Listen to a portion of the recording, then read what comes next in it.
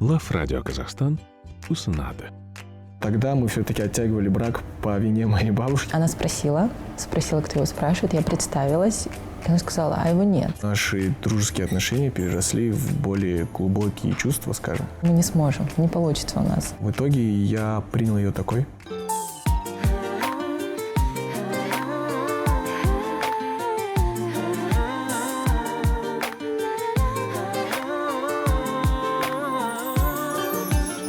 Это было в 2006 году. Тогда мой друг близкий пригласил меня на занятия по вокалу. Там же занимались Аян с Данияром. Это ныне очень хорошие друзья и коллеги Аделя. Я пошел с ними позаниматься, и там я познакомился с Ириной. Она тоже ходила на вокал. Когда я его увидела, мне показалось, что он немного легкомысленный, ветреный, такой несерьезный. Никогда бы, наверное, не думали, и никто бы рядом с нами, кто был, они бы, наверное, никогда не подумали, что, возможно, из нас будет какая-то пара. Но спустя какое-то время наши дружеские отношения переросли в более глубокие чувства, скажем. Вот. И вот примерно с конца 6-го, наверное, начала 7-го года мы стали встречаться. И вплоть до 2012-го. В ней ни капли не было зла, и по сей день все мои друзья, знакомые, все, пообщавшись с ней, они говорят, какой же у нее характер. Вот мне как-то казалось, что мой будущий муж, он будет намного старше меня. И как-то по темпераменту другой. И когда я его в первый раз увидела, то есть я воспринимала его так, как друга. У нее очень сильные качества вот именно человечности. И вот когда я ее увидел, вот по ее глазам сразу она мне показалась именно такой, и в итоге так оно и вышло. Он меня очень часто выручал.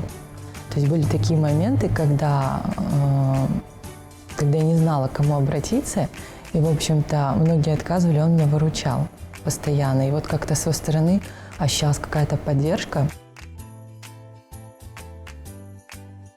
Подруги были, не то что против, они меня как-то предостерегали, что мне сложно будет с ним. То есть постоянные гастроли, то есть личность творческая. И как-то, что мы не сможем, не получится у нас крепкого такого брака. Меня всю жизнь воспитывала моя бабушка. Она была очень такая консервативная, и она хотела, чтобы моя избранница была моей национальности. Был такой случай, однажды я ему позвонила. То есть сначала мы переписывались, он говорит, позвони мне, я дома. И вот я к нему позвонила, и взяла его бабушка трубку. И она спросила, кто его спрашивает, я представилась. И она сказала, а его нет. Но самое удивительное, это то, что когда мы с супругой пошли в мечеть, сделали никах, она приняла ислам, и мы пришли домой, чтобы я познакомил ее с моей бабушкой, это было что-то невероятное. Как будто мою бабушку подменили. Каждый раз, когда мы приходили уже после знакомства, она как-то всегда меня тепло встречала, она всегда мне дарила подарки. То есть от нее никогда не ходила с пустыми руками. Самое смешное, это то, что супруга теперь мне до сих пор не верит, что тогда мы все-таки оттягивали брак по вине моей бабушки. Она думает, что это все-таки ты, наверное, не хотел на мне жениться. Видишь, как твоя бабушка меня любит? Она хорошая жена, она хорошая мать. Он очень аккуратный.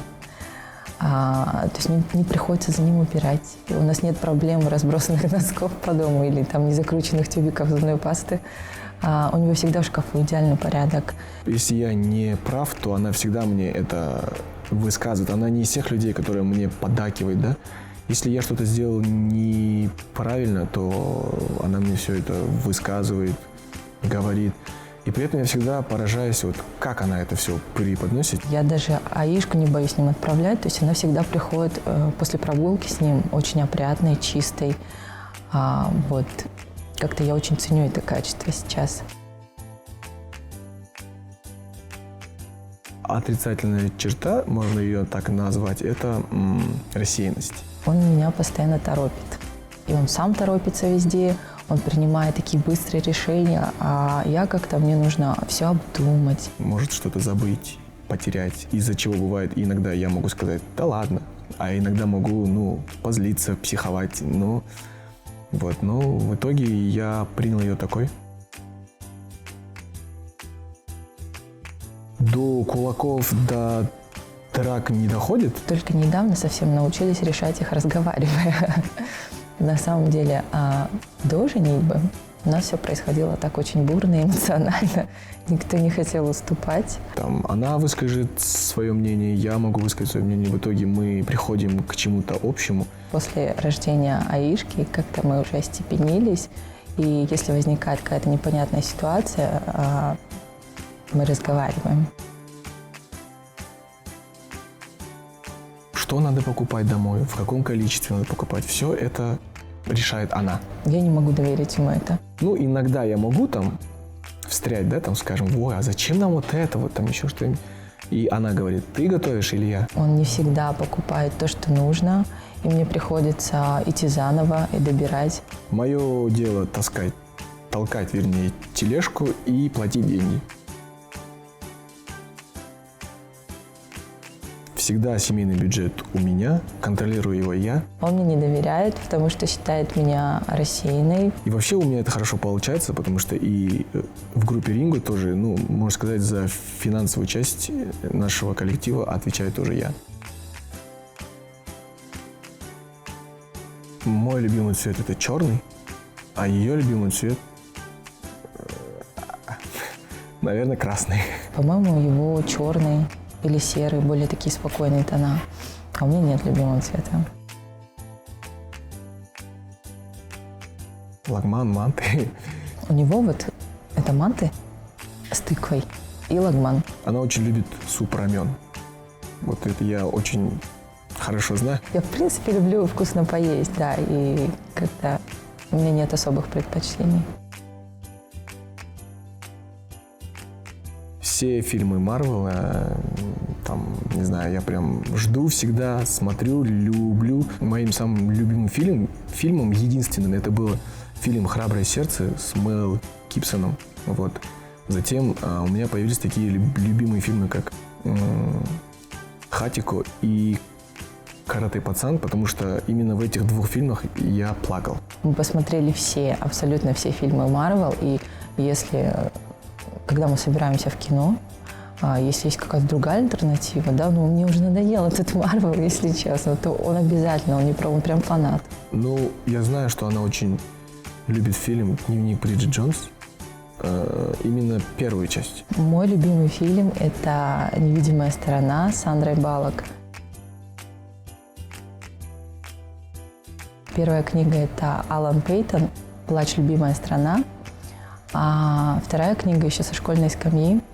Она мне очень понравилась, и я ее даже перечитывала в зрелом возрасте. Это «Старик и море» Хемингуэй. Ну, я помню, она как-то проговаривала, что ее любимый фильм, любимая книга – это «Старик и море», по-моему. И он сказал, что ему очень понравился роман «Граф Монте-Кристо». Вот мне, возможно. Сколько вот мы живем вместе, по-моему, она никогда меня не видела за прочтением какой-либо книги. Поэтому, ну, честно скажу, нету. Два великих музыканта Стиви Вандер и Майкл Джексон. Ему нравится Стиви Вандер. Он восхищается его талантом. То есть, несмотря на трудности, что он достиг таких высот, у Стиви Вандера дочь зовут Аиша. Мне кажется, это не совпадение. А ее пример для подражания, я не знаю, наверное, я шучу, не знаю. У меня нет примеров для подражания, как-то не могу сказать. Я вижу старость в путешествиях. Мы, наверное, отправимся в кругосветное путешествие. Если моя супруга захочет вместе со мной, то я, конечно же, возьму ее. Если нет, то я поеду один. Будем такими достаточно активными старичками. Ну вот как-то так.